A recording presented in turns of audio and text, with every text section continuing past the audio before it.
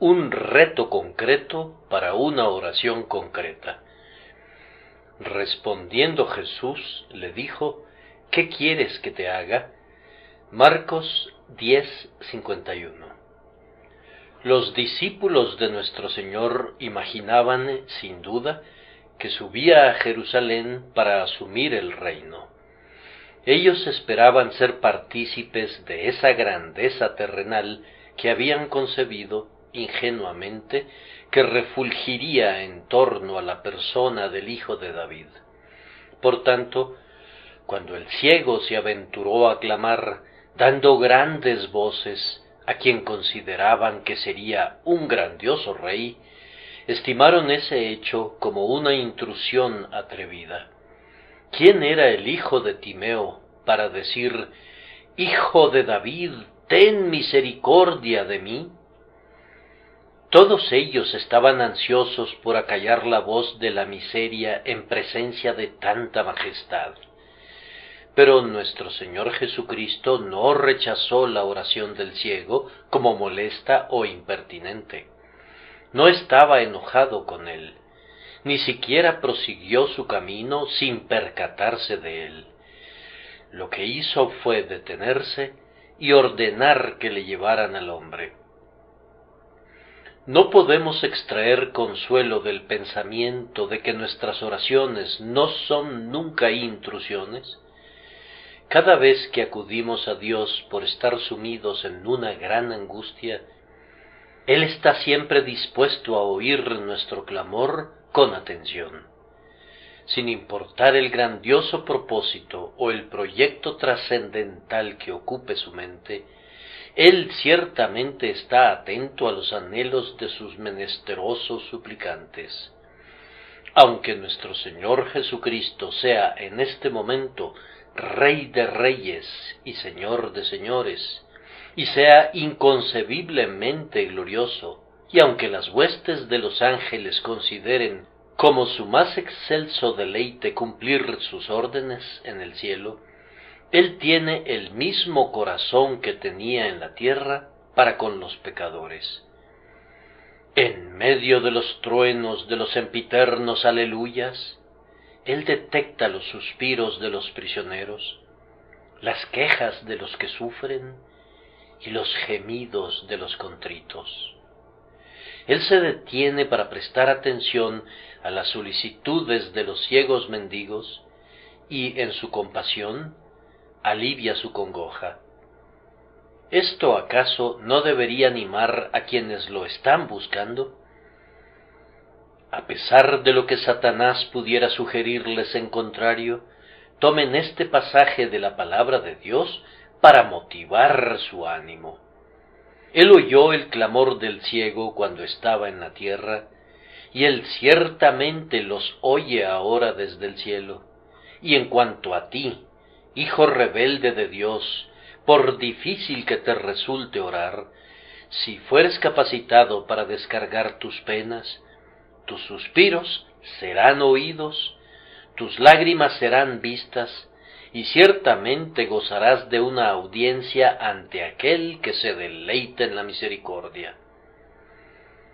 Hay momentos, incluso para quienes viven más cerca de Dios, en que los seres humanos caen en el descorazonamiento e imaginan que su voz no traspasa las puertas del cielo, pero no es así. Cuando no puedo venir a Dios como un santo, cuán grande misericordia es que pueda venir a Él como un pecador. Y si he perdido todas mis evidencias, cuán grande bendición es que no necesites buscarlas y que pueda dirigirme al propiciatorio sin ninguna de ellas. Tal como estoy, sin ningún argumento, excepto que su sangre fue derramada por mí. Cuando, reducido a la máxima mendicidad en cuanto a la gracia interna, me encuentro desnudo y pobre y miserable, todavía puedo oír a Dios diciéndome: yo te aconsejo que de mí compres oro refinado en fuego para que seas rico, y vestiduras blancas para vestirte. Aun en nuestro peor estado, La oración sigue siendo eficaz. Debemos orar mientras vivamos. Mientras no oigan los cerrojos de la perdición cerrados con firmeza sobre ustedes, encerrándolos en el infierno, no duden del derecho de petición ni del predominio de su plegaria sincera. Hay un oído que oye en el cielo, mientras haya un corazón que implore en la tierra. Si esta primera impresión se graba en sus mentes, confío que estarán preparados para las 3 reflexiones adicionales que deseo presentarles ahora. Nuestro Señor le preguntó al ciego, antes de sanarle, ¿qué quieres que te haga? De aquí infiero que es importantísimo que el pecador que busca sepa qué necesita realmente, y algunas veces Cristo se demora en otorgar la salvación para conducir a los hombres a entender más claramente el contenido de esa inestimable bendición. Una gran proporción de las personas que expresan un cierto deseo de ser salvadas no tienen ni la menor idea bíblica de qué es la salvación. Me temo que muchas personas que profesan haber encontrado la salvación son realmente víctimas de una excitación religiosa, siendo grandemente conmovidas por las exhortaciones que han oído, pero que han sido iluminadas en muy poco o en nada en lo tocante a las verdades fundamentales sobre las cuales está basada una buena esperanza. La idea más común, por supuesto, es que ser salvado significa ser librado de descender al abismo y de soportar la sentencia de la eterna perdición. Concedemos que, en verdad, todo eso está incluido en la salvación, aunque está muy lejos de ser su único propósito. Eso es un resultado de la salvación, pero no es la esencia de la salvación, según lo descubren las almas de los redimidos. Los hombres son generalmente salvados, bendito sea Dios, muchos años antes del momento de la muerte, y están conscientes de haberlo sido. En algunos sentidos son tan entera y perfectamente salvos, como lo serán cuando lleguen al cielo. La salvación no es pospuesta hasta el día del juicio, al ser liberados del infierno. Puede ser gozada aquí, en la tierra, cuando tus pecados son perdonados y eres redimido del presente siglo malo.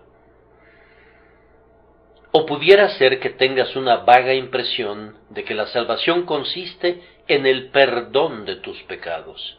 Eso es cierto, pero no encierra toda la verdad. Cuando tú dices, quisiera que mis pecados fueran perdonados, ¿sabes qué es el pecado? ¿Has tenido alguna vez una clara visión de lo que realmente significa eso? Nosotros usamos con frecuencia ciertos términos y palabras comunes, me temo, sin el pensamiento correspondiente en nuestras mentes. Has de saber, entonces, que tú has quebrantado la ley de Dios, tanto por dejar de hacer aquello que debiste haber hecho, como por hacer aquello que no debiste haber hecho. Esos 10 mandamientos que se encuentran en el capítulo 20 del Éxodo son como otros tantos espejos en los que puedes ver lo que has hecho y lo que has dejado de hacer. Los grandes crímenes que has cometido claman contra ti delante del trono del juicio de Dios, los cuales ciertamente te arrastrarán al infierno, a menos que seas librado del terrible castigo. Considera también el oneroso peso, así como la aflictiva culpa del pecado. ¿Has sentido la carga y el peso del pecado? Pesada es la piedra y la arena pesa, dice Salomón, pero ¿qué pesantez podría compararse con el pecado? Bien hace David en gemir bajo el peso de la carga. Mis iniquidades se han agravado sobre mi cabeza como carga pesada se han agravado sobre mí.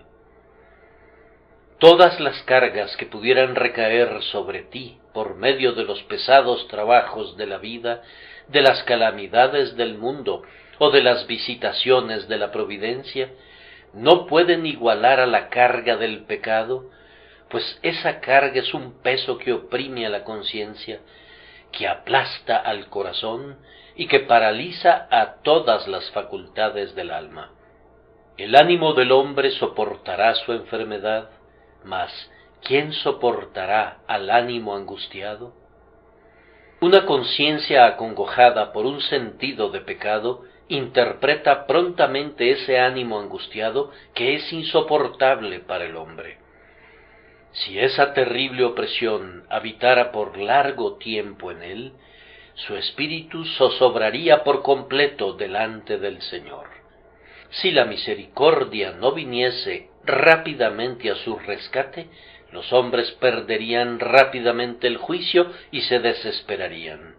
El desaliento los conduciría a la desesperación y la desesperación a la locura.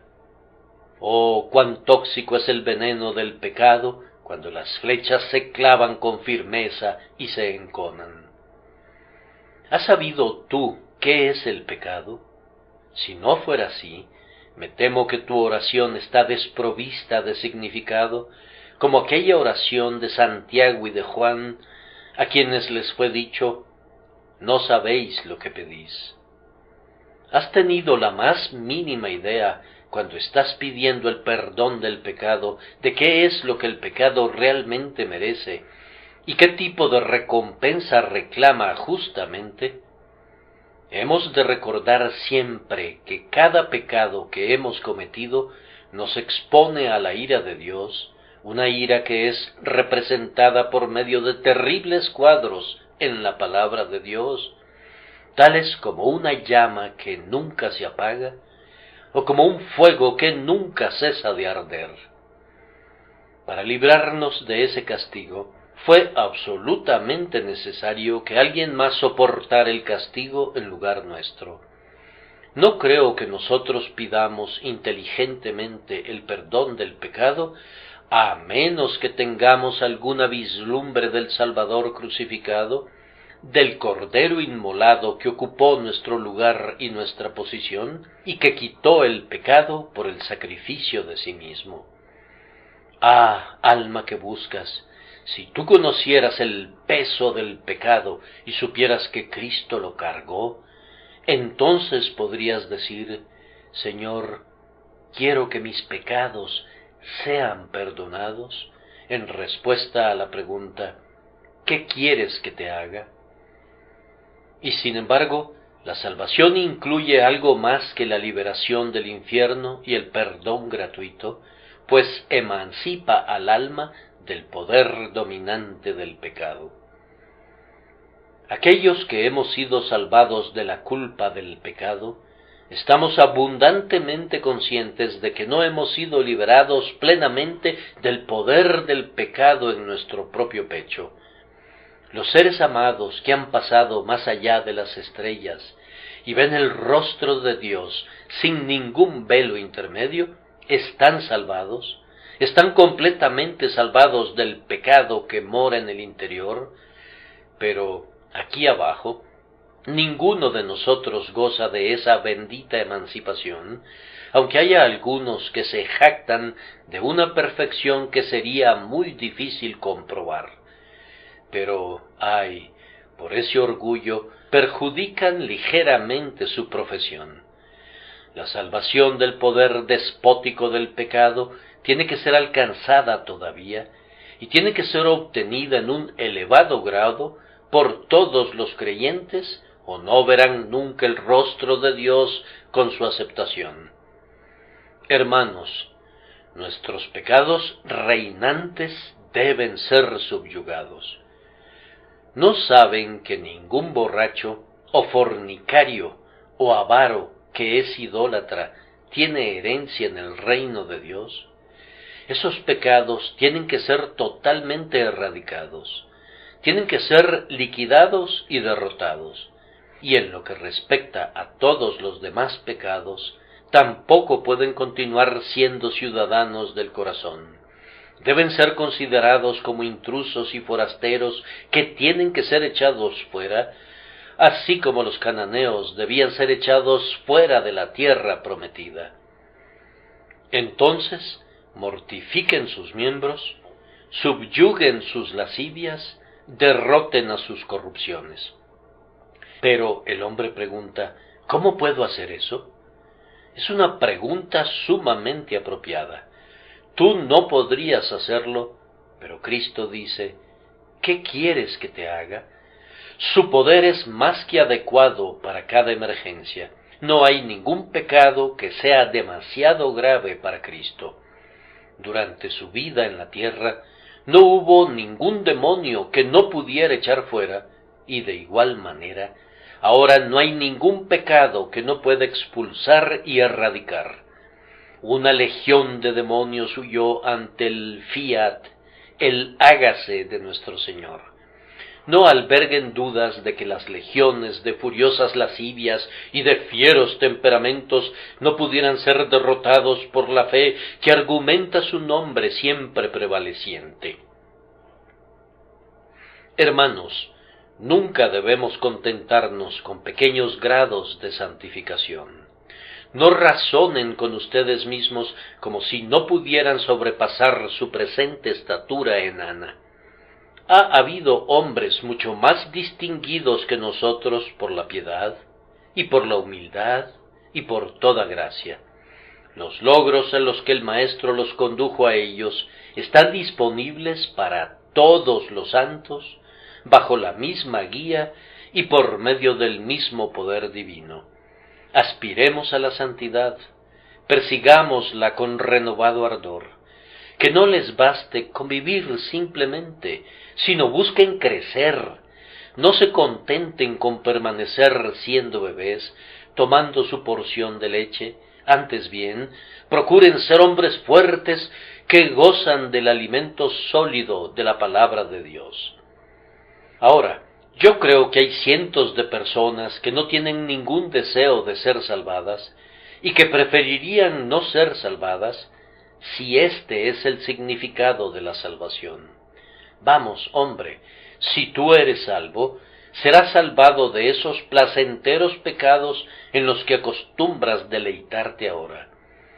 Cuando cuentan con un día libre y obedeciendo a las inclinaciones de un corazón corrupto y de un gusto depravado, algunos de ustedes acuden precipitadamente a los lugares donde se congregan las personas de su misma calaña. Si ustedes fueran salvos, buscarían una sociedad muy diferente. Entonces odiarías la compañía que amas ahora, y los placeres que ahora tanto disfrutas se volverían tan detestables como antes fueron deleitables para ti. Cuando dices, Señor, sálvame, quieres decir, Señor, sálvame de ser lo que soy. Señor, he sido un borracho, hazme sobrio. He sido lascivo, hazme puro. He sido deshonesto, hazme recto. He sido engañador, haz que le diga la verdad a mi vecino. He estado violando tus estatutos, hazme consciente de tu palabra. He sido tu enemigo, Señor, hazme tu amigo. He hecho de mi estómago un Dios, ahora sé tú mi Dios. Yo deseo ser reconciliado contigo, de tal forma que tu voluntad sea mi voluntad, que tu servicio sea mi deleite, y que tu camino sea el sendero que yo elija. ¿Quieres decir eso? Si alguien dice honestamente, yo en verdad deseo ser salvado del pecado, no creo que ese deseo permanezca insatisfecho por largo tiempo. Antes bien, el Señor Jesús le dirá, tu fe te ha salvado. Él puede y quiere salvarte, si eso es lo que quieres decir. En cuanto a ustedes, buena gente cristiana, que están buscando la conversión de los pecadores, procuren hacerlo a la manera de Cristo. Es correcto que los exhorten a creer en Cristo, me gusta oírlos cantar, hay vida en una mirada al crucificado. Pero, por favor, recuerden que un hombre debe poseer algún entendimiento, tanto de lo que es el pecado como de lo que es el Salvador, antes de que pueda creer, pues la fe es por el oír, y el oír por la palabra de Dios. Esfuércense, por tanto, en instruir a las personas en el Evangelio. Simplemente exhortarlos a creer, clamar simplemente, crean, crean, crean, tiene muy poco valor, sin importar cuán denodado sea el hombre cuando eleva ese clamor, pues el pecador pregunta naturalmente, ¿qué es lo que debo creer? ¿En quién debo creer? ¿Por cuál razón debo creer? ¿Por qué necesito creer? Entonces, ocúpense de su labor de salvar almas en el poder del Espíritu Santo. Ocúpense de ello inteligentemente, entendiendo que, así como Jesucristo no abriría los ojos del ciego mientras no le hiciera expresar, no como información para Cristo, sino para la propia comprensión del hombre, qué era lo que necesitaba, y le hiciera decir, Maestro, que recobre la vista, así deben procurar ustedes, al declarar el Evangelio, no dar simplemente las reconvenciones, las admoniciones y las exhortaciones del Evangelio, sino que deben dar también sus instrucciones. De lo contrario, ustedes les pedirían acudir, pero no hay ningún festín. Los invitarían a las aguas, pero sin decirles dónde están las aguas. A partir de ahora, adopten el hábito de instruir a los pecadores en el camino del Señor. Como dice David, entonces enseñaré a los transgresores tus caminos, y los pecadores se convertirán a ti. Dejamos esta primera homilía y proseguiremos a una segunda. Nuestro texto nos indica claramente a todos nosotros la gran necesidad de orar con un objetivo específico. No se le permitió a ese pobre hombre hacer una petición general. Hijo de David, ten misericordia de mí. Era una oración muy apropiada y una oración muy bendita, pero ciertamente era una oración muy general. Así que fue conducido a ser más específico en su petición. ¿Qué quieres que te haga? Pides misericordia. ¿Qué forma de misericordia necesitas? ¿De qué manera particular te ha de otorgar misericordia la mano generosa? El ciego responde de inmediato, Maestro, que recobre la vista. Da con precisión en el blanco. Necesita la vista y es por su vista que implora. Esa es la manera correcta de orar de los creyentes. Yo quisiera que practicáramos más ese tipo de oración en nuestras reuniones de oración. No es que ponga reparos, pues hemos tenido una bendita temporada de oración aquí, pero tengan la seguridad de que las oraciones que van directamente al objetivo son las mejores oraciones en todos los sentidos, siempre y cuando sean veraces y sinceras. Ustedes saben que hay una forma de orar en el aposento y una forma de orar en familia en las que no se pide nada. Se mencionan muchísimas cosas buenas, se citan experiencias personales, se repasan las doctrinas de la gracia muy concienzudamente, pero no se pide por nada en particular. Esas oraciones resultan ser siempre insípidas para quienes las oyen, y pienso que deben ser algo tediosas para quienes las ofrecen. A un hombre de color, que era notable por su gran vehemencia en la oración, se le preguntó por qué razón siempre que oraba parecía ser tan denodado, y él respondió, porque cuando acudo al rey siempre llevo una encomienda conmigo, acudo a él sabiendo que necesito algo, y yo se lo pido, y no me detengo hasta que me lo conceda, y si no me lo da, se lo pido una y otra vez, pues sé qué es lo que pretendo.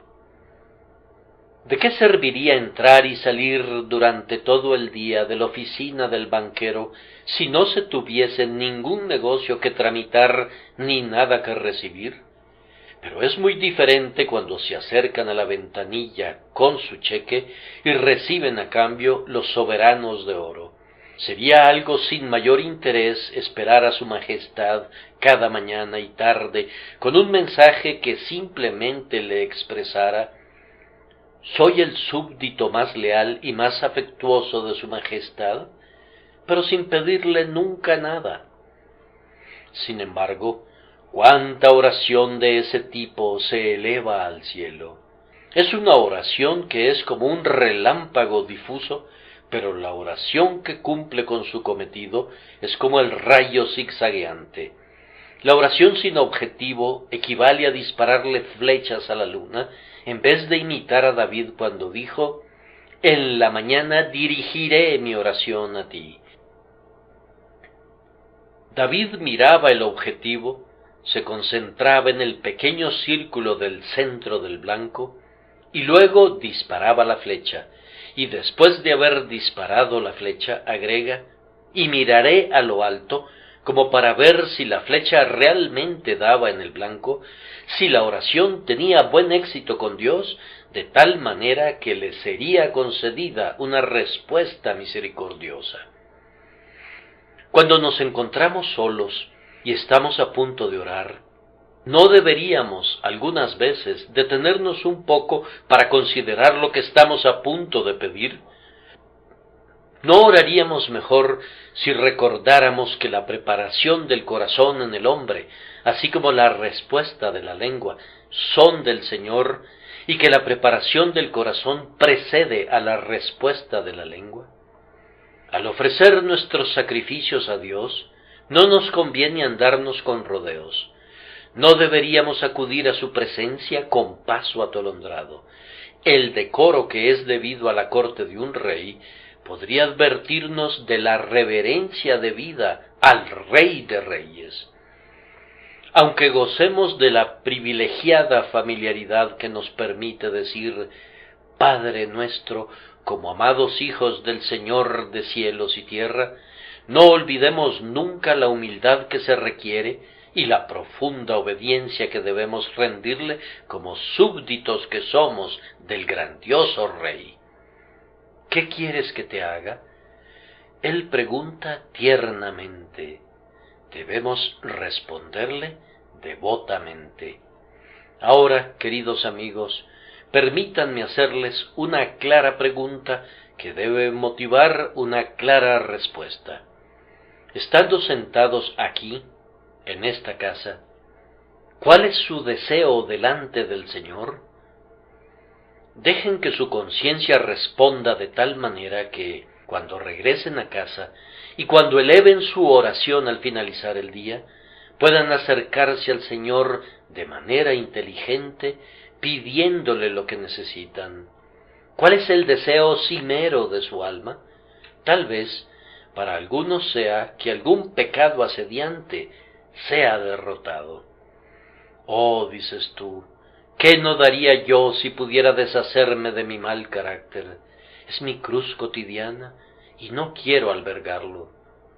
Ah, dice otro, yo soy tan incrédulo que cualquier pequeño problema me abate pronto. Oh, que pudiera deshacerme de mi incredulidad. Bien, muy probablemente, queridos amigos, el pecado contra el cual tienen que pedir ayuda es uno contra el cual están luchando ahora. Si yo me acercara a ustedes por el pasillo y los tomara por la solapa y les dijera cuál es su principal pecado, se sentirían muy vejados por mí, pues somos propensos a resentir la fidelidad de aquellos que nos dicen nuestras faltas. Tocar el lugar sensible hace que los nervios se resientan y pareciera constituir una deliberada tortura.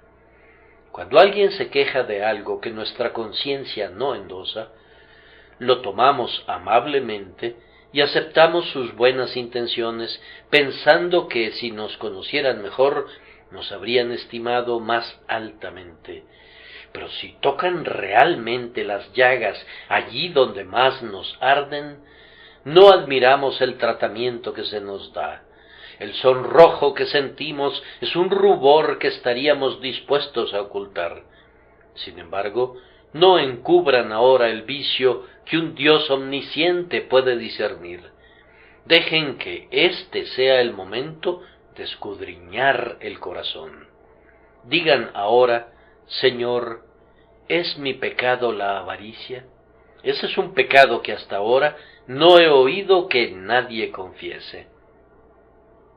Un sacerdote católico que había oído la confesión de algunas 2000 personas, comentó que había oído que los hombres confesaban aborrecibles iniquidades de todo tipo, incluyendo asesinatos y adulterios, pero que nunca había oído a nadie confesar su codicia. Ese es un crimen que bautizan y llaman por otro nombre. Un hombre codicioso piensa que es prudente. Él simplemente está reservando un poco de dinero para un día lluvioso. Su ambición, les dice, no es para gratificarse a sí mismo, sino que es un generoso impulso para proveer a su familia. Nos quieren hacer creer que derrochan su fuerza y marchitan sus almas por sus esposas y por sus hijos. Sin embargo, su fortuna es su falacia. Su deseo mientras viven es empuñar y asir, tener y sostener, y lo abandonan hasta muy tarde, antes de legar a sus seres queridos las posesiones que ya no pueden retener más. Ay, con frecuencia somos lo bastante perversos para tratar de convertir nuestro afecto en una excusa para nuestra avaricia. Vayamos honestamente al punto. Cuando estamos tratando con nuestro pecado, debemos confesarlo con toda su iniquidad y su atrocidad. No disimulen reconociendo en público sólo una pequeña parte. Cuando necesitaba una plena absolución, David dijo: líbrame de homicidios. Reconocía la atrocidad cuando buscó la expiación. Perdona mis homicidios, dijo, como alguien que veía su crimen a la luz de sus consecuencias, no como alguien que intentaba paliarlo con excusas vanas. ¿Qué quieres que te haga en cuanto a este asunto? Si no tienes ningún pecado particular que confesar, si esa no fuera tu máxima ansiedad en este momento, ¿cuál es tu petición entonces? ¿Qué necesidad tienes que requiera ser subsanada? ¿Es alguna gran necesidad? ¿Tienes numerosas necesidades pequeñas? Todas puedes contárselas a Dios. Ten una clara idea de qué es lo que necesitas que Él haga por ti realmente, sabiendo que, sin importar cuáles sean tus necesidades, tienes una promesa: mi Dios suplirá todo lo que os falta, no solamente en parte, sino todo lo que os falta. No dice que podría hacerlo, sino que lo hará. No dice que lo tendrán que suplir ustedes mismos, sino que Él lo suplirá. Mi Dios suplirá todo lo que os falta. Considera entonces cuál es tu necesidad y luego acude a Dios. ¿Deseas alguna selecta bendición? Obtén una clara idea de esa bendición antes de que la pidas. ¿Qué forma de bendición deseas recibir? Oh, si yo pudiera elegir, sería una orientación a lo celestial. Oh, si un hombre alcanzara solo eso, no necesitaría darle importancia alguna al lugar donde vive, ni qué come, ni cuánto duerme, ni cuánto sufre, pues una mente celestial es el cielo. La mente hace su propio cielo aquí abajo y allá arriba. Aunque, sin duda, el cielo tiene una ubicación, sin embargo, es mucho más un estado que un lugar. Oh, que hubiera más mentes orientadas al cielo. ¿Qué es lo que quisieras tener? ¿Comunión con Cristo? ¿Amor por las almas? ¿Un corazón quebrantado? ¿Verdadera humildad? Yo podría decir de todas esas cosas: la tierra está delante de ti, sube y toma posesión de ella, pide lo que quieras y te será concedido. ¿Qué promesa hay que tú quisieras ver cumplida esta noche? Es un excelente ejercicio sentarse antes de la oración vespertina y buscar la promesa que parezca más apropiada, o pedirle al Señor que la busque para ti y la aplique a tu alma. Considera esta promesa en caso de que hubiere enfermedad en la casa vecina. Señor, tú has dicho: caerán a tu lado 1000 y 10,000 a tu diestra, mas a ti no llegará. Señor, cumple esa promesa ahora. Si eres sorprendido por un ruido a altas horas de la noche, cita entonces esta promesa: no temerás el terror nocturno. Tal vez lo que te turbe sea una escasez de provisiones. Entonces, aquí tienes otra promesa: se te dará tu pan y tus aguas serán seguras. Cuando perdiste una llave el otro día y no podías abrir el cajón, ¿qué hiciste? Mandaste llamar a un cerrajero y vino con todo un manojo de viejas llaves oxidadas. ¿Para qué? Pues bien, buscó una que se ajustara a la cerradura de tu cajón y lo abrió de inmediato. Ahora, las Biblias de muchas personas son justamente como ese manojo de llaves oxidadas. Siempre hay una llave en la Biblia que se ajusta a la cerradura de sus necesidades, siempre y cuando buscaran hasta encontrarla. Pero algunas veces estamos sumidos en la angustia, como estaban Cristiano y Esperanzado en el castillo de la duda, y tenemos que decir, como dijo Cristiano: qué tonto soy al estarme pudriendo en este maloliente calabozo, teniendo una llave en mi pecho que estoy persuadido de que abriría todas las cerraduras del castillo de la duda. Escudriñen las promesas, entonces, y acudan delante de Dios con una clara respuesta a la pregunta: ¿qué quieres que te haga? Señor, necesito que esa promesa sea cumplida, o que esa gracia sea otorgada, o que esa necesidad sea suplida, o que ese pecado sea perdonado. Entonces, queridos amigos, para mantener nuestro propio interés en la oración intercesora, yo creo que es muy necesario que tengamos objetivos claros. No me parece que yo pueda orar de manera tan ferviente por toda la humanidad como puedo hacerlo por mis propios hijos. No me parece que pueda orar tan bien por la nación como puedo hacerlo por Londres. Cuando oro por Londres, intento hacerlo de todo corazón. De conformidad con la Escritura, nos incumbe orar por todos los hombres. Debemos incluir en nuestras plegarias a todo tipo de hombres. Debo confesar, sin embargo, que cuando oro por esta congregación, soy más ferviente en mi oración, y eso es porque tengo un vívido pensamiento de este pueblo y una idea muy clara de sus requerimientos presentes. Si ustedes necesitan orar por alguna persona en particular o por algún objetivo en especial, entre más entiendan el caso que tienen entre manos, más cálida y más viva será su plegaria. En esta capilla hay gente que me ha pedido que ore por ella. Bien, he procurado hacerlo, y espero que el Señor haya oído mi oración. Pero desde que he conocido más acerca de esas personas y he descubierto dónde viven y quiénes son, puedo orar por ellas con más libertad de lo que podía hacerlo antes. En una época eran una especie de abstracción para mí. Ahora las conozco de manera más definida. Cuán fácilmente se recuerda cualquier cosa que esté ligada con algo más, o que esté vinculada por asociación con algún otro lugar. Así, tú recuerdas una transacción que tuvo lugar en el centro financiero de Londres.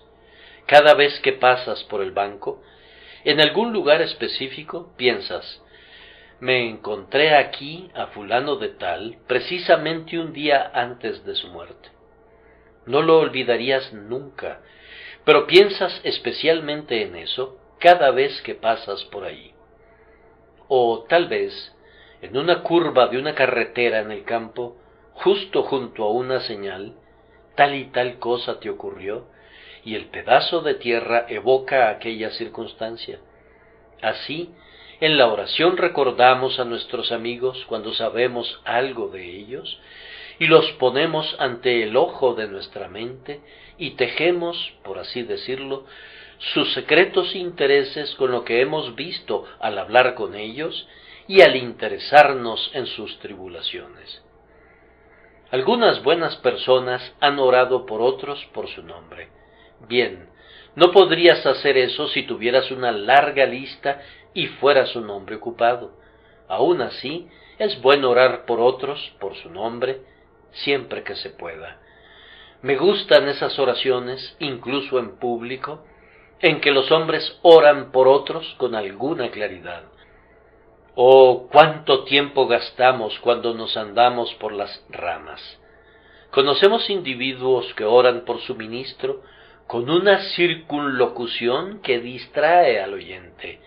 Viajan dando vueltas y vueltas en círculos en lugar de ir directo al grano. A un hombre le cuesta mucho decir: Señor, salva a mi esposa. Prefiere hablar acerca de aquellos que son nuestros seres queridos por lazos de consanguinidad y de quien es la compañera de nuestro ser. Sí, eso suena bonito, en verdad muy bonito, pero sería igualmente bueno que dijeras de inmediato: Señor, convierte a mi esposa. Hay un hermano aquí que ora de esa manera en las reuniones de oración y usa esas precisas palabras.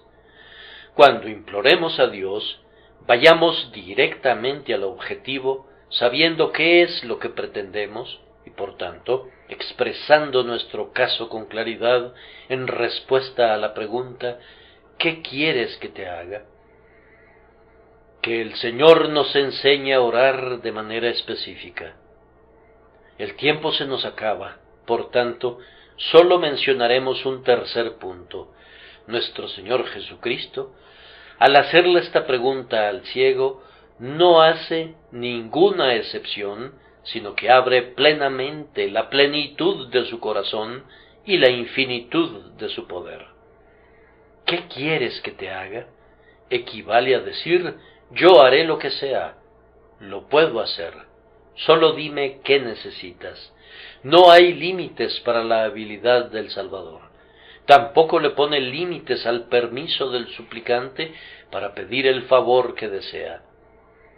Entonces no le correspondía al ciego decir: Señor, si quieres. Él tenía la oportunidad de conseguir cualquier bendición que solicitara. Fíjense bien, hermanos, que no se cuestiona el poder en relación a Cristo. La pregunta es: ¿qué deseas? Ahora, pecador, observa que el Señor Jesucristo no se detuvo a inquirir acerca de la ceguera de este hombre, por ejemplo, si había sido ciego de nacimiento, o si había sido afectado por catarata o amaurosis, o por cualquier otro tipo de enfermedad ocular. Él solo dijo: ¿qué quieres que te haga? Ninguna especie de oftalmia podría desconcertarlo, sin importar su forma o su etapa de desarrollo. Para él era posible curarle esa enfermedad. El Señor Jesucristo te habla a ti.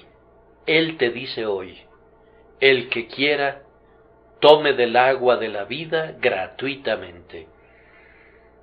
Él no dice nada en cuanto a si has sido moral o inmoral, si has sido profano o religioso, sino simplemente ¿qué quieres que te haga?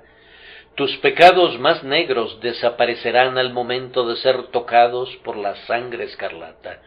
Tus crímenes más sucios se derretirán como la nieve cuando comienza el deshielo. No podrías haber pecado más allá del alcance del largo brazo de Cristo, ni tampoco el peso de tu pecado podría ser demasiado pesado para la espalda de Cristo, el grandioso cargador del pecado, para que no pudiera soportarlo. Cualesquiera que sean tus iniquidades, aunque sean de color rojo escarlata, serán como lana, aunque sean como el carmesí, se volverán más blancas que la nieve.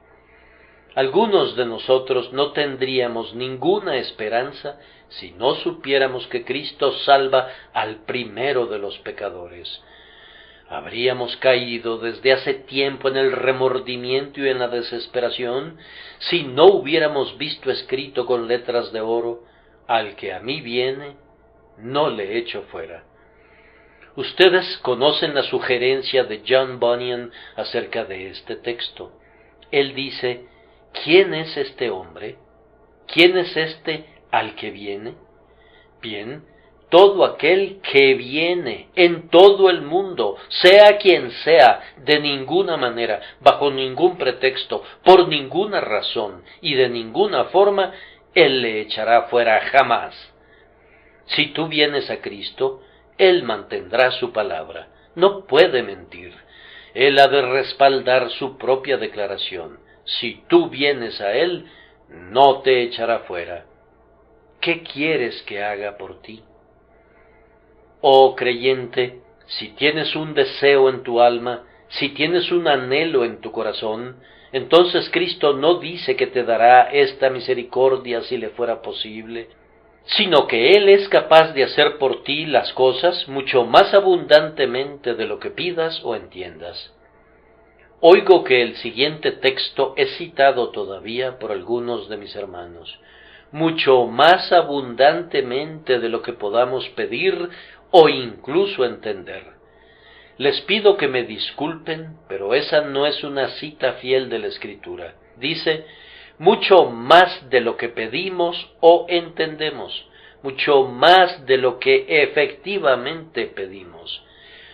Dios puede abrir la boca de un hombre tan ampliamente como sus misericordias, y puede hacernos pedir cualquier cosa, pero Él generalmente hace por nosotros mucho más de lo que pedimos o entendemos. No mantengas cerrada tu boca nunca por pensar que la misericordia es demasiado grande. El que no escatimó ni a su propio Hijo, sino que lo entregó por todos nosotros, ¿cómo no nos dará también con Él todas las cosas? No te limites a ti mismo, ensancha tu deseo, abre ampliamente tu boca y Él la llenará. Él te da carte blanche, carta blanca, pide lo que quieras, lo pone delante de ti, deleítate a sí mismo en Jehová, y Él te concederá las peticiones de tu corazón. Que así sea para nosotros, de conformidad a nuestra fe, y suya será la gloria. Amén.